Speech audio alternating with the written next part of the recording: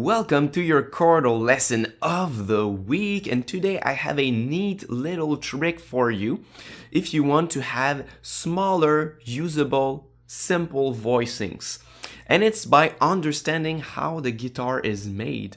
The guitar is tuned in fourth. So if we look at the notes, we have E, A, D, G, B, and E. So there's one exception in the guitar, and it's between the second and third strings. Instead of being tuned in fourths, like all the other ones, it is tuned in thirds. And the reasoning behind that is that when we play some bar chords like this, we have the same note on top and at the bottom. We have a G here, and we have a G here. And if all of our strings were tuned in fourths, we would have to compensate at the top of our bar chords. So instead of playing the bar here, we would have on the first string to play 2 frets higher to compensate. And then we wouldn't have enough fingers and we would have to play something like that. So it would be unusable. That's why the guitar is tuned like that. Now, by knowing that, we can take advantage that our 6th string and our 1st string are basically the same notes. So as long as you have a chord that uses a low note but not the 1st string, you can always take the lowest note of your chord and just throw it on top of your chord in the 1st string here. And that makes for smaller voicings that are easier to use. Let's make an example. I'm going to play a B minor 11 shape here.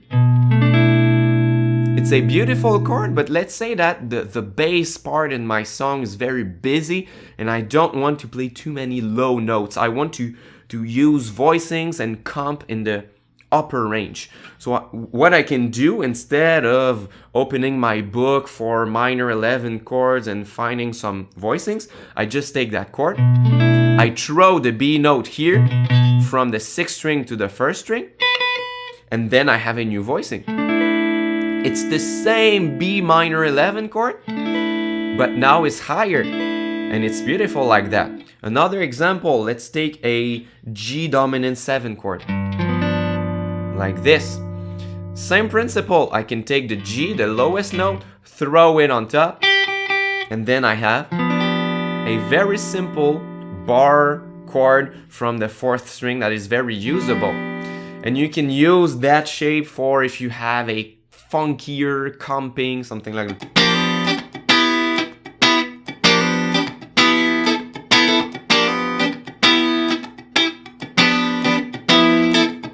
It's really good if you want to play funk. Another example, let's take our infamous B dominant 7 sharp 5 chord that we have seen in the James Bond lesson. Like this.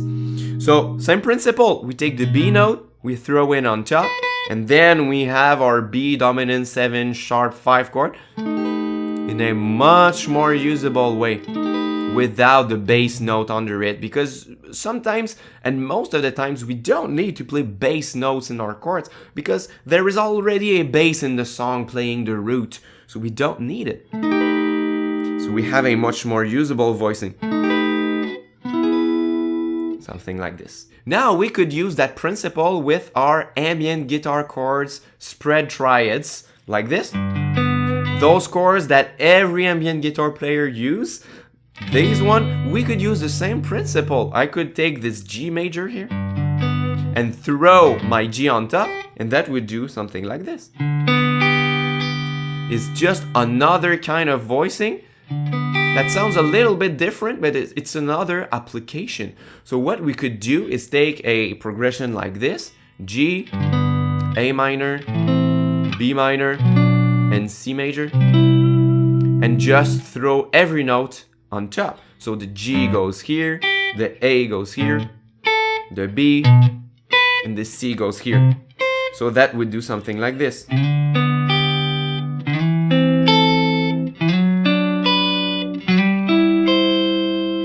And we can play with it for an ambient progression.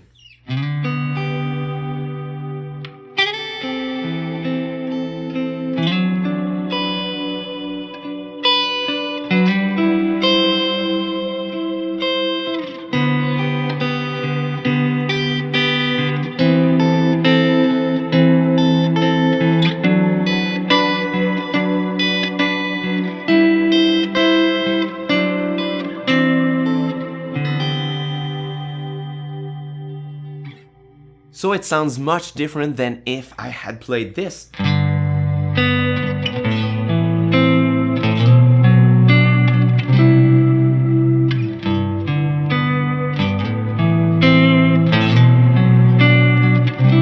Instead, I played this.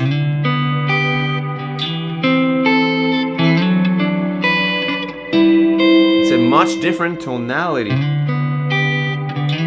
It has a different tone.